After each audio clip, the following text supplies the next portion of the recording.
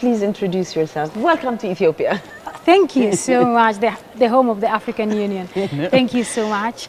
I'm Cecilia Maundu. I'm a broadcast journalist. I'm a digital security trainer. I have a podcast. It's called Digital Dada, where I focus on gender and tech because I realize there's a stereotype that technology is not for women. I really wanted to kill that narrative. Right. And when we look at the hope and the vision of tomorrow, everything is digital. So we can't afford to leave women behind. Thank you. Forward.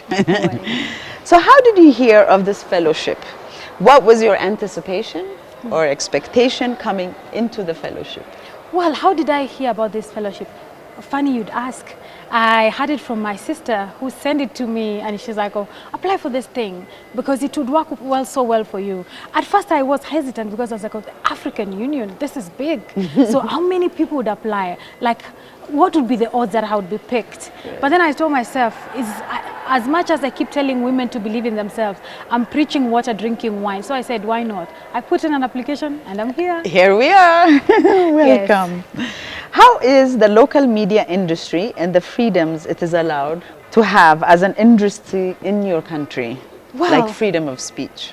Well, Kenya is a trailblazer in the continent. You know, our freedom of speech is quite liberal. We could do better, I believe so, but the press is free, I could say that in Kenya.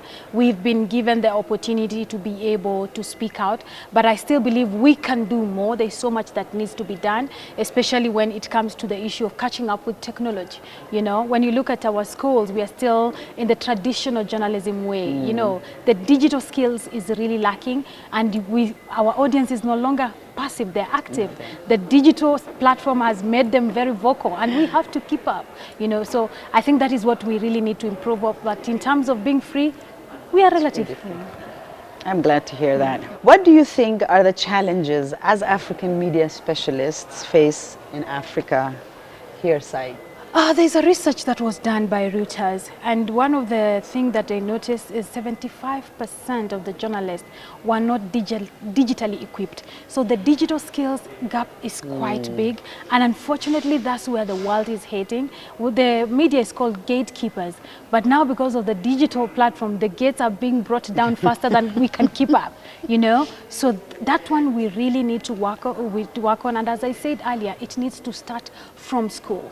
You know, so by the time they're coming to the industry, they're well equipped. Yes, and also another thing that I would say is the regimes that we have. You know, we are not free enough to talk about the issues that are affecting us.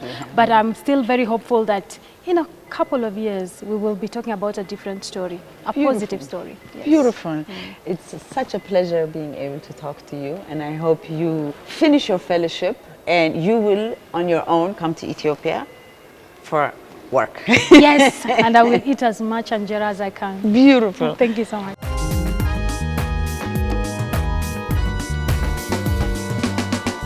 Now we're going to be talking to another fellow who's taking the media fellowship. Could you please introduce yourself? I am Janine Fankam. I am journalist coming from Cameroon. And in Cameroon, I am the president of the female journalists of Cameroon. Ah, yes. Welcome to Ethiopia. Thank you. How did you hear of this fellowship? I heard about the fellowship on the media, on the social media and the internet. So friend of I, Cameroonian, tell me to look at the link, and I looked and I was interested and I applied. And here you are. Yes. What was your expectation, your anticipation coming into the fellowship? It is the first experience, and as we learned in the application, we were supposed to produce, to submit 2 editorial projects. So I applied, I prepared my subject, I applied. So when I went here, I was knew that we come to learn more about digitalization, to use how to use maybe a phone to be more productive in our media. So that's what I learned about it. How is the local media industry and the freedoms it is allowed to have as an industry in your country? We have amounts 100 print media, about more than 100 print media. And we have more than 15 television, private and public. Okay. We have one public television and the others are private. And amount 15 également radio. So the freedom in terms of media is a reality in our country. But we have problem of professionalization because many journalists are not trained in the school. So many are universities and they come in the media because it is an open profession. So we have problem with training, with professionalism. Yes, in our country. Professionalism. What do you think are the challenges as African media and specialists face in Africa? There's many stereotypes. We call it in French des idées reçues sur l'Afrique. We have to challenge it, the stereotype. So we have to present Africa with his powerful, with his riches, with his resource, human resource, and material resource, because Africa is many resources. So we have to present Africa at his positive manner. We have a lot to do. Since I was here at Ethiopia, I went to the Unity Park. It is a treasure that most Africa must discover. Because here in Africa, we have to move abroad, to go to Dubai, to go to Europe, to go to United States to pass our holiday. Here in Africa, we have many places to discover. We have our culture.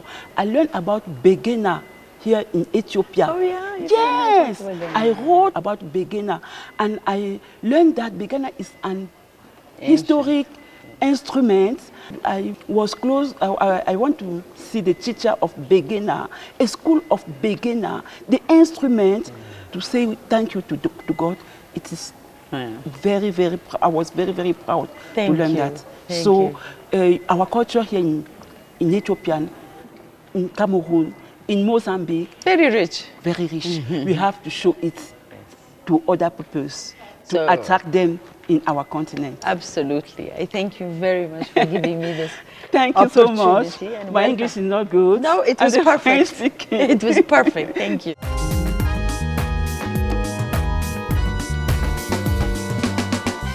We are back with our third fellow. Welcome to Ethiopia.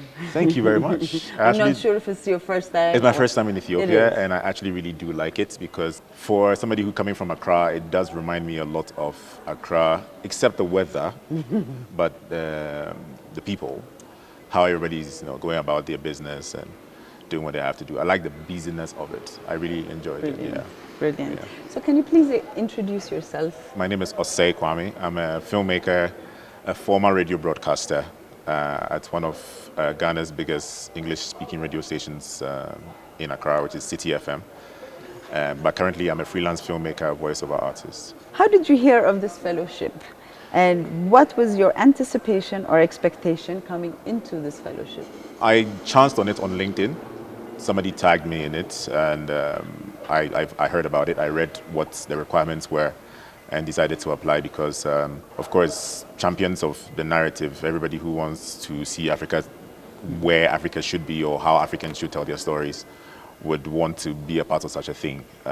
One of the reasons why I even stopped the corporate work but not necessarily leaving media to try and tell some of these stories myself. So coming into this fellowship, of course, to learn, to meet other people.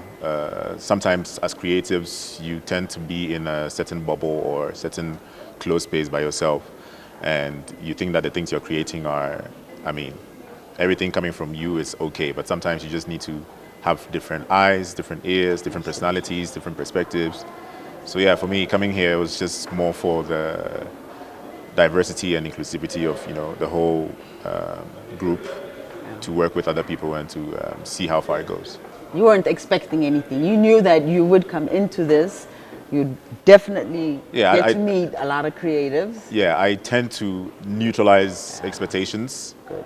because you can build from neutralization rather than expecting and dropping, or or expecting too little, and so you neutralize the platform and then you're safe. Yeah, you can have anything add on to it. Yes. Yeah. So how is the local media industry and the freedoms it is allowed to have as an industry in your country, like freedom of speech? Freedom of speech is something that's very high, if I should say that way, in Ghana. With the advent of social media as well, a lot of people can just speak their minds. Radio, as at the moment, or media in general, is still very powerful in Ghana. Radio is king. Talk shows are happening every morning, almost every radio station. And a lot of the things that are discussed influence policy.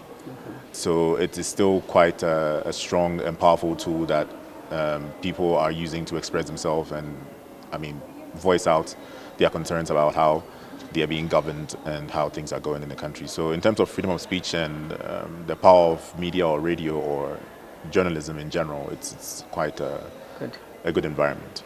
What do you think are the challenges as African media specialists face in Africa?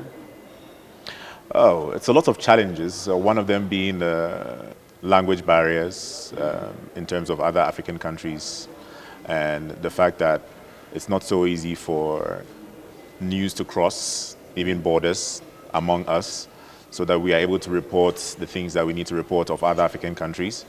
And the fact that sometimes it's a bit overwhelming as well, that you are in your own country reporting the things that are happening in your country, and you seldom make the time to look outside your country or your own circle. So this is one of the challenges that we face, I would say. Also because of the size or how we often portray or build our media up. So the need to have that collaboration between other African journalists is quite essential. And for, other continents or other parts of the world where they have like their general inter-country organizations like the AU or the EU, they have one organization that represents them, or big media organizations that represents them, that they have correspondents almost everywhere, easy to track the things that go on and shape the narrative, because they are in charge of being everywhere and they have the funding for it. So I think it's one of the things that we can look at. Do you think, now that you're here and you've met, I think there were 14 of you guys in the fellowship. Yeah. So you've met several people from different countries. Yes. So do you think now going forward you'd be able to have these contacts where, like what you said now, not having, like, for example, of course, we've met. Now if you want anything from Ethiopia, and if I want anything from Ghana, you would find I out. can come to you. I can connect you to somebody who can speak better. Yes, of course. It's very important. Opened that. Yes. Brilliant. Thank you very much You're for welcome. giving me this opportunity. You're welcome, and thank you for having me too. Thank you.